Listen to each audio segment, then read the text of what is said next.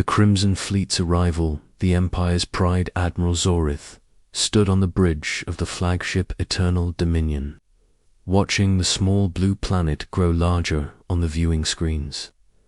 The Viridian Empire had conquered 47 worlds in the past century, and each victory had been swift and decisive. Their crimson ships moved through space like predators stalking prey, and no species had ever managed to resist them for longer than a few planetary rotations. The Viridians were tall, graceful beings with crystalline skin that reflected light in mesmerizing patterns. Their technology was ancient and refined, built over millennia of conquest and advancement.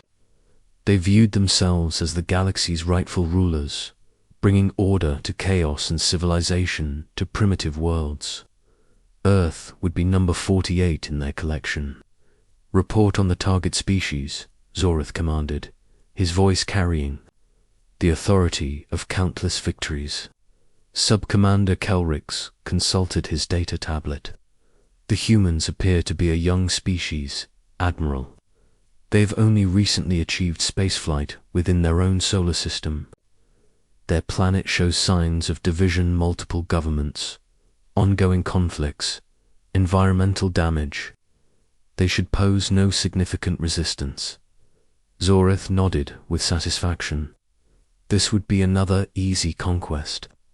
The Viridians had observed human transmissions for several cycles, noting their primitive weapons, their tendency toward internal strife, and their apparent lack of unity. Most promising of all, the humans seemed completely unaware of the approaching fleet. Silent watchers, deep beneath the Colorado Mountains, Commander Sarah Chen stared at readings that made no sense. The Cheyenne Mountain Deep Space Monitoring Station had been tracking unusual gravitational anomalies for 3 days, but the pattern was unlike anything in their databases. Sarah had spent 15 years monitoring space debris, asteroids, and the occasional classified satellite, but this was different. "Run it again, Peterson," she told her chief analyst, a young man whose enthusiasm for space phenomena often exceeded his social skills. "Ma'am, I've run it 17 times. The gravitational displacement suggests a massive object now, multiple massive objects approaching our solar system. But there's no visual confirmation, no electromagnetic signatures. It's like they're cloaked somehow." Sarah felt a chill run down her spine. She had served in the Air Force for 2 decades before taking this position, and her instincts were screaming that something was wrong. She picked up the secure phone that connected directly to the Pentagon. "This is Chen at Deep Space Monitoring. I need to speak with General Morrison immediately. We have a situation." While Sarah made her call, halfway around the world in Buenos Aires, Marcus Rodriguez was having his own moment of revelation. Marcus led a network of hackers, conspiracy theorists, and amateur astronomers who called themselves the Global Watchers. Most people dismissed them as paranoid individuals, seeing patterns where none existed, but Marcus had been tracking anomalous signals for months. "Alina, you need to see this," he called to Dr. Alina Vasquez, a former MIT professor who had joined his group after being dismissed from academia for her theories about extraterrestrial technology. Alina hurried over to Marcus's computer setup, which looked like mission control had exploded in his small apartment. "What is it now, Marcus? Another Chinese satellite? Look at these electromagnetic readings from our monitoring stations across 6 continents. There's something big coming, and it's trying very hard not to be seen." Alina studied the data, her face growing pale. She had spent years researching theoretical alien technology, but she had never expected to see evidence of it in her lifetime. "Marcus, this isn't human technology. The power signatures are off the charts, and the way they're masking their approach. We need to warn people. Who's going to believe us? We're a bunch of conspiracy theorists in the government's eyes. Alina was quiet for a moment. Leave that to me. I still have contacts in the scientific community.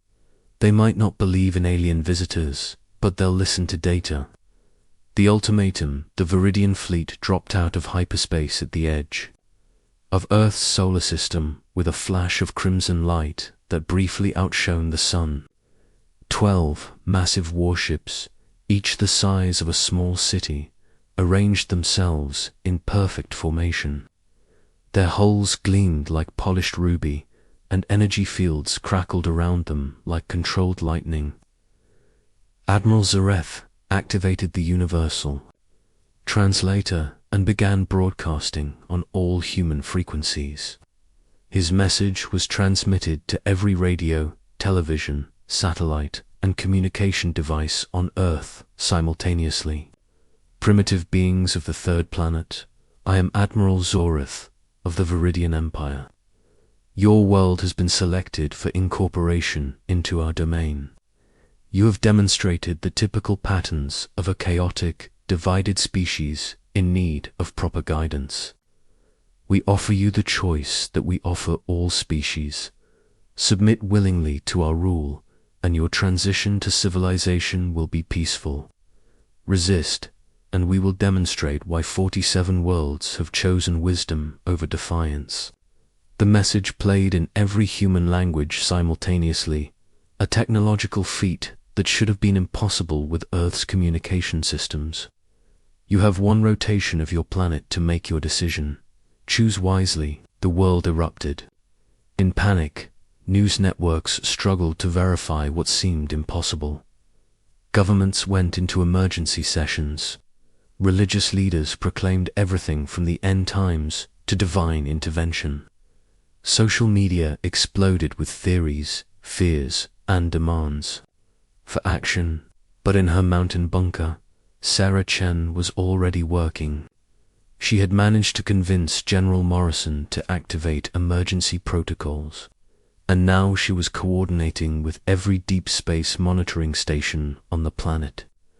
If these aliens thought humanity would simply roll over, they were about to learn their first lesson about human nature.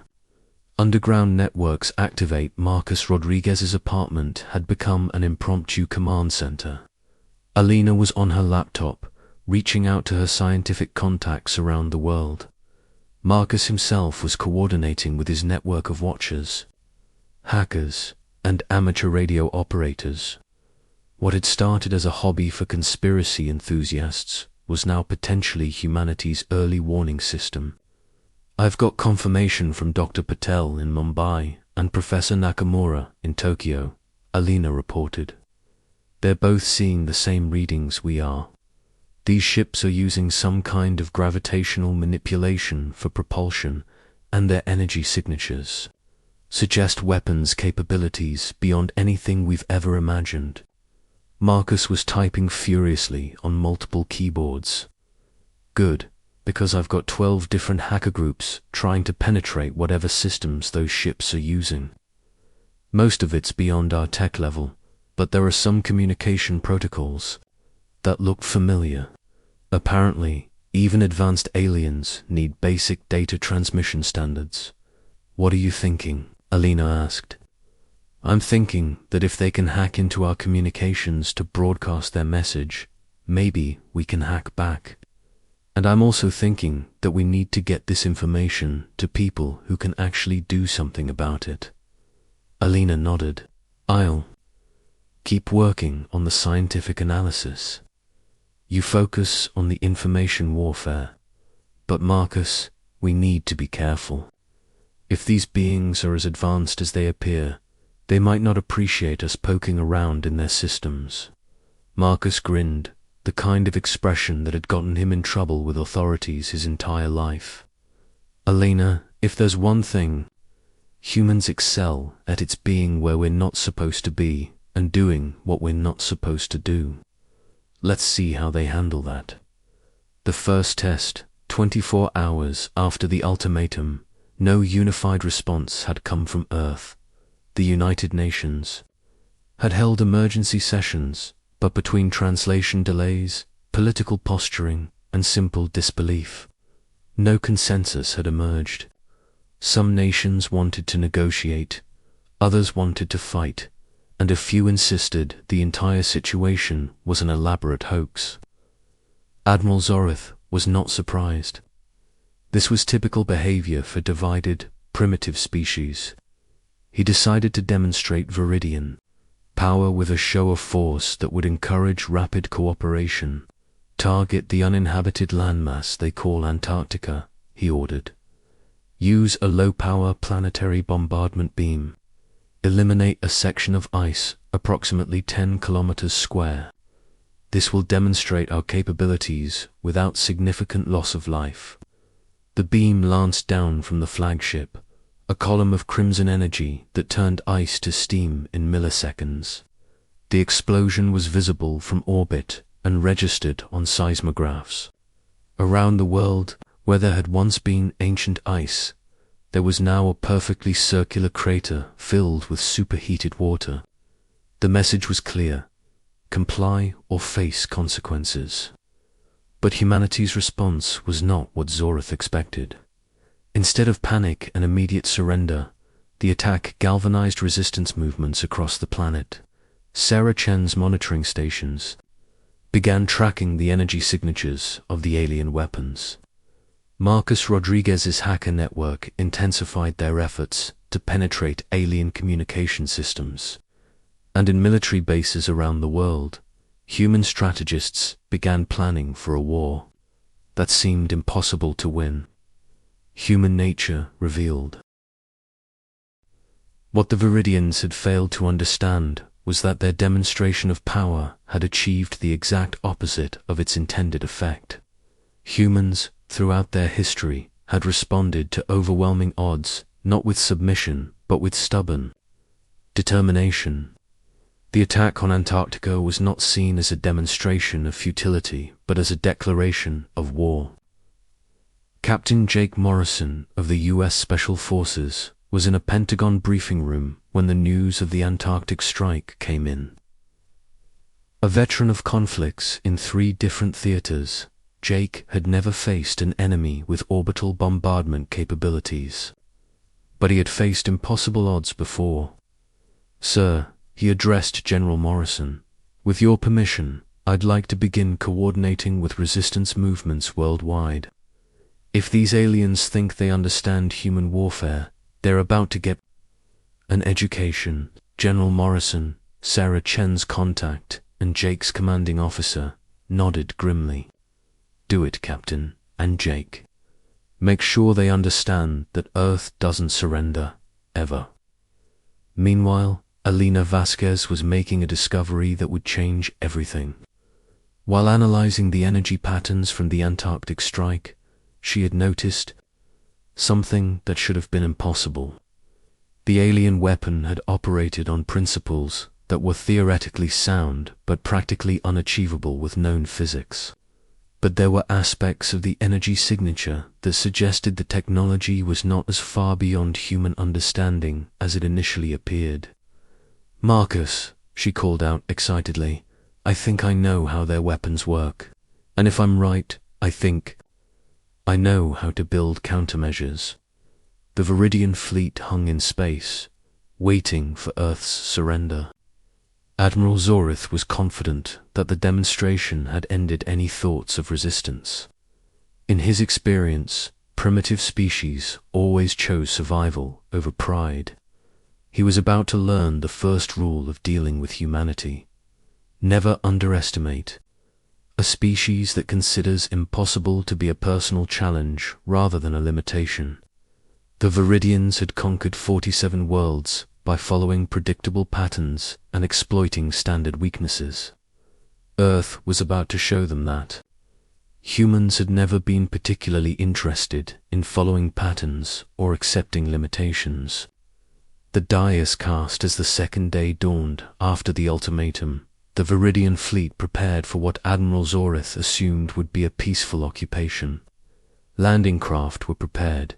Administrative personnel were briefed on standard occupation procedures and the Admiral himself composed the victory report he would send back to the Empire.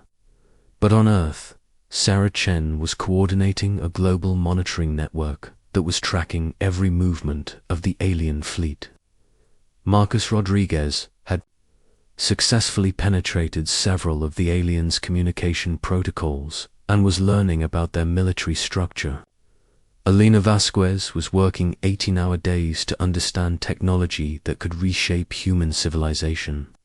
And Captain Jake Morrison was preparing for a war that would be unlike anything in human history. The humans were about to teach the Viridian Empire a lesson that had been learned by every force that had ever underestimated. Humanity, Earth's children, did not go quietly into anyone's empire. They fought, they adapted, they innovated, and they never, ever gave up. The stage was set for a conflict that would shock the galaxy and demonstrate once and for all why humanity deserved respect rather than conquest. The Viridian Empire was about to discover that their 48th conquest would be very different from their previous 47, and in the depths of space, monitoring stations across the galaxy would soon detect something unprecedented: the energy signatures of an entire alien fleet being systematically destroyed by a species that had only achieved spaceflight within their own solar system. The greatest military upset in galactic history was about to begin. The Empire's downfall, the human response 3 days after the Antarctic demonstration. Admiral Zorith was beginning to feel the first stirrings of concern. No surrender had come from Earth. Instead, his fleet's sensors were detecting an alarming increase in electromagnetic activity across the planet. The humans were not cowering in fear as expected. They were preparing for war. Dr. Elena Vasquez had not slept in 60 hours. Her makeshift laboratory in Marcus Rodriguez's apartment was now connected to research facilities on 5 continents through encrypted quantum communication links that the hacker network had established. What she had discovered about Viridian technology was both terrifying and encouraging. The good news, she explained to the impromptu war council that had formed around Marcus's operation, is that their technology, while advanced, operates on principles we can understand. They use controlled gravitational fields for propulsion and directed energy manipulation for weapons. The bad news is that they're about 1,000 years ahead of us in implementation. Captain Jake Morrison, participating via secure video link from the Pentagon, leaned forward. "Doctor, I don't need to understand how it works. I need to know how to break it." Elena smiled for the first time in days. "That's exactly the right question, Captain. Their shields operate by deflecting energy and matter around their ships using gravitational fields. But gravitational fields can be disrupted if you know the right frequency. And their weapons, they require enormous amounts of energy that has to come from somewhere." Sarah Chen, coordinating from her mountain facility, added her own intelligence. "We've been tracking their power signatures, and Elena's right. Every time they fire those weapons, there's a brief power fluctuation across their entire ship. A vulnerability window that lasts approximately 2.3 seconds. Marcus looked up from his array of computers, his eyes red from staring at screens. "And I've got even better news. Their communication system has a fatal flaw. They never considered that a primitive species might be able to hack it. I'm now intercepting about 60% of their internal communications."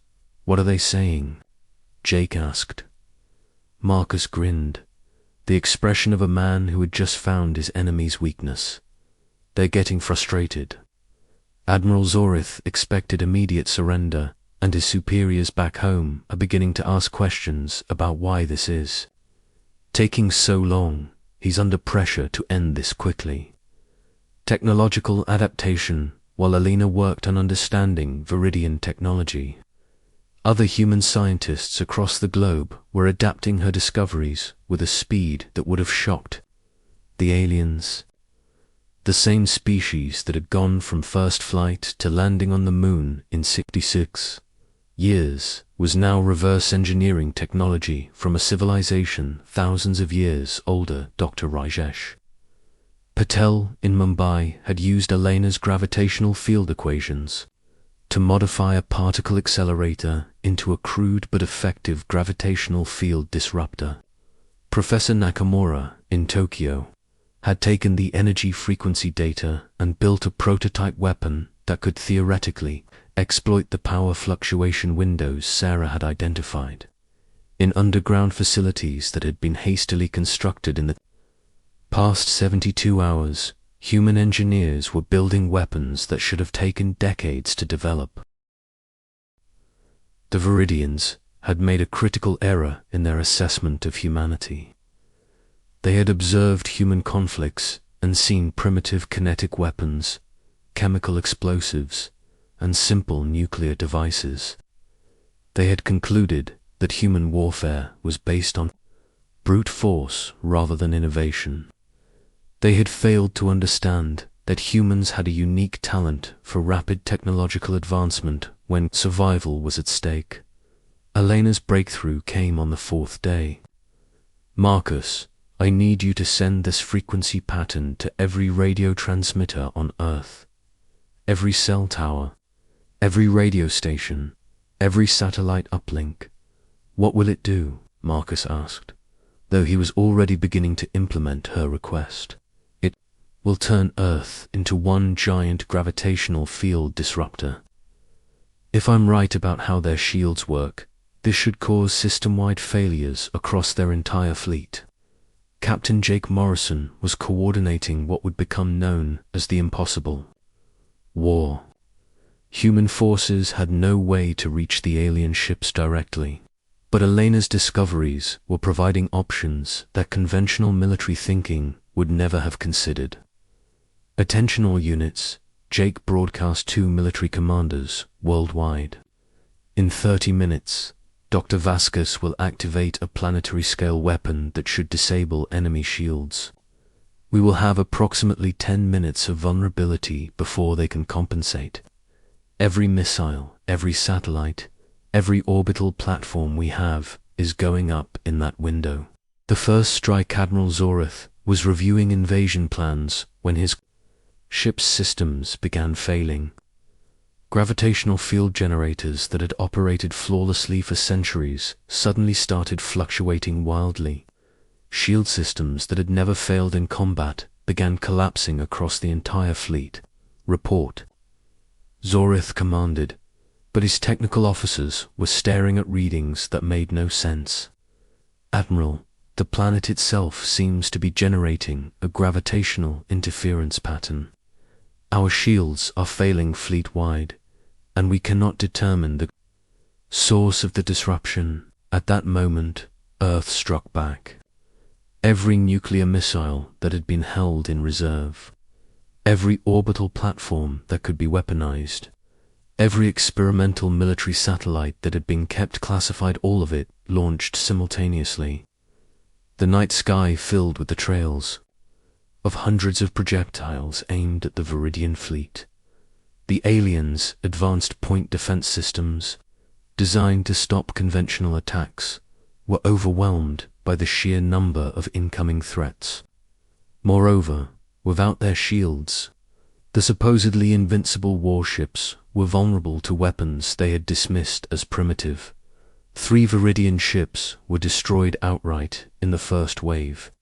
The flagship Eternal Dominion survived, but with massive damage to its propulsion systems. For the first time in Viridian military history, an enemy had inflicted significant casualties on their fleet. Psychological warfare Captain Jake Morrison had studied the psychology of warfare throughout his career, and he understood something that the Viridians did not. Fear was often more effective than force. While Elena worked on technological solutions, Jake began implementing a campaign designed to shatter the aliens' confidence. Marcus, I need you to hack their communication system again. But this time, I want you to broadcast something specific. What? Do you want to send them? Jake smiled grimly. I want to send them the truth about humanity. Every war we've ever fought, every impossible victory we've achieved, every time in our history when someone underestimated us and lived to regret it. The broadcast that went out to the Viridian fleet was unlike anything they had ever encountered. Instead of pleas for mercy or offers of surrender, the humans sent them a comprehensive lesson in human military history.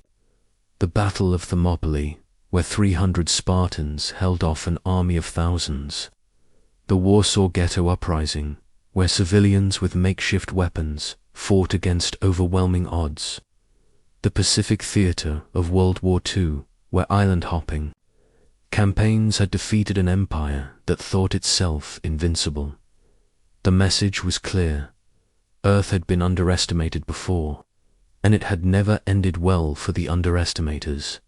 But Jake's psychological warfare went deeper than historical lessons. Marcus had learned enough about Viridian communication protocols to insert false data into their military reports. Suddenly, Viridian commanders were receiving reports of human fleets that didn't exist, weapons capabilities that were exaggerated, and casualty figures that made Earth's resistance seem far more formidable than it actually was. The Empire Cracks Admiral Zorith was experiencing something that no Viridian commander had faced in living memory: doubt. The humans had inflicted casualties that should have been impossible. Their technology was adapting at a rate that defied all previous experience with primitive species. And now, intelligence reports were suggesting that Earth had hidden military capabilities that far exceeded initial assessments. Kelric Zorith called to his second-in-command. What is the status of our communication with the Empire? Kelrix consulted his damaged data tablet. Admiral, we have been unable to maintain contact with the home fleet for the past 6 hours. The humans seem to have developed jamming technology that interferes with our hyperspace communication arrays. This was another human innovation that the Viridians had not anticipated. Alina had discovered that their hyperspace communications operated on quantum entanglement principles that could be disrupted by carefully modulated electromagnetic fields. Earth was now effectively cut off from the Viridian Empire, and the fleet was fighting alone. The isolation was having a psychological effect on the alien crews that Zorith had not anticipated.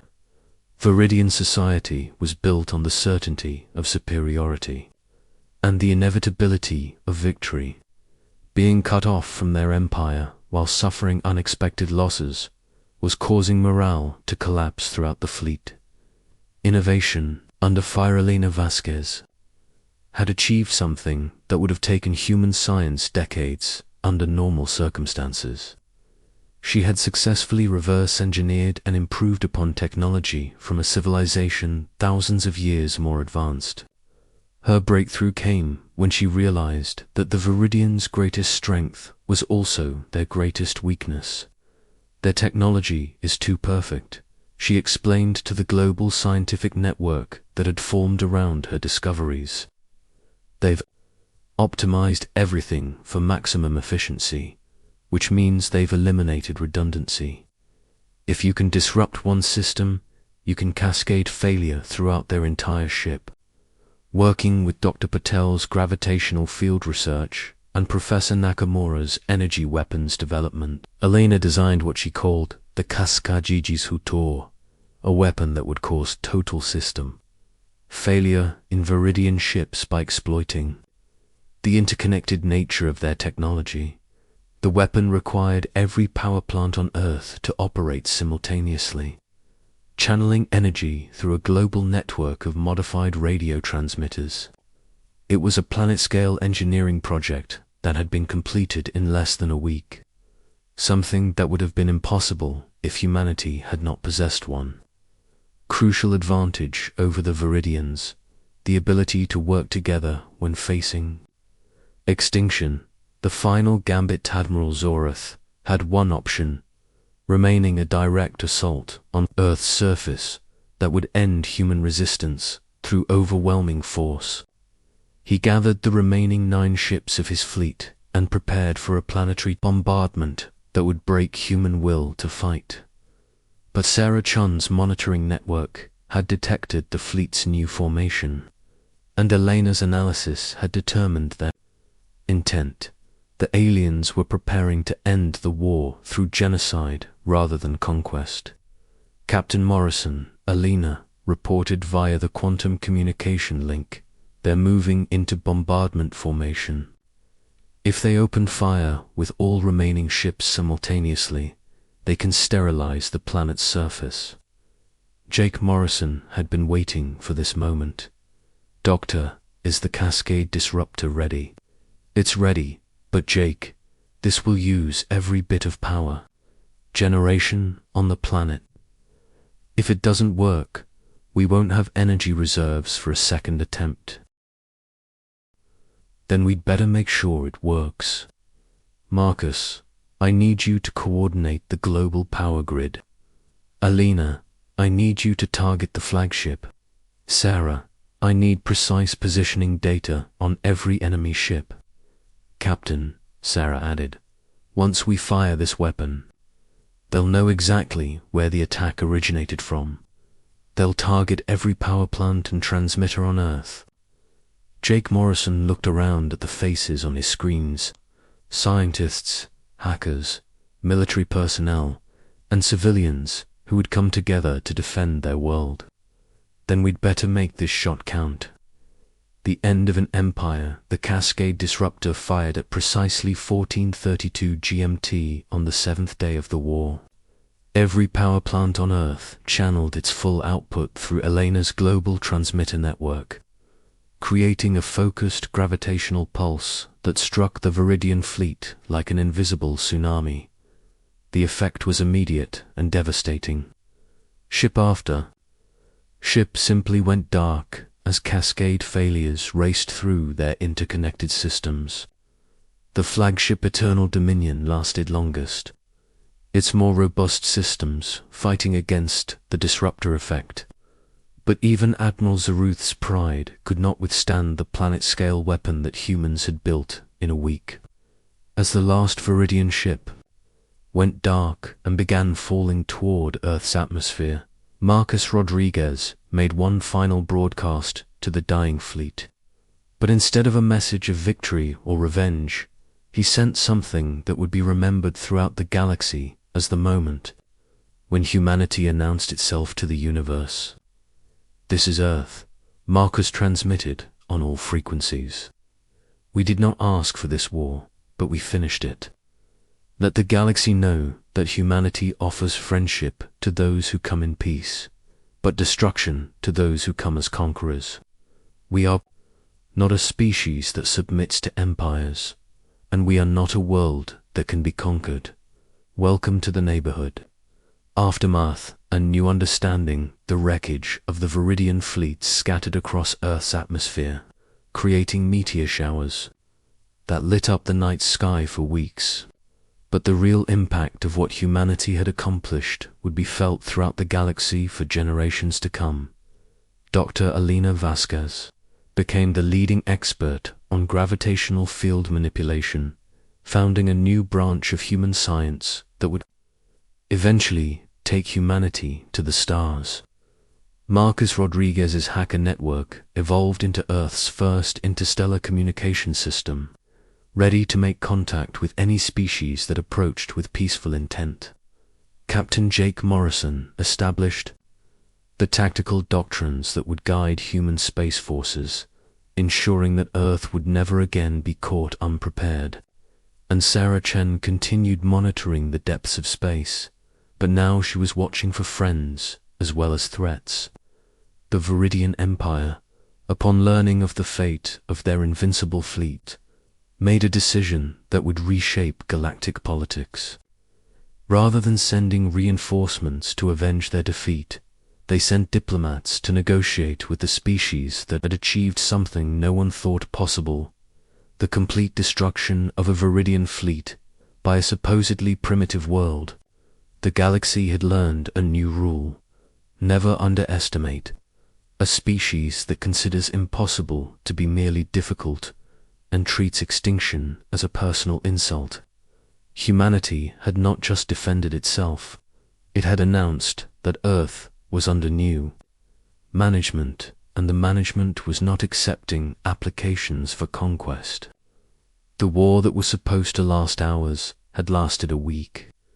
The species that was supposed to surrender immediately had instead inflicted the most decisive military defeat in galactic history. And the primitive world that was supposed to become the 48th jewel in the Viridian Empire had instead become the place where that empire learned the limits of its power. Humanity had passed its first test as a galactic species, and the universe would never be the same.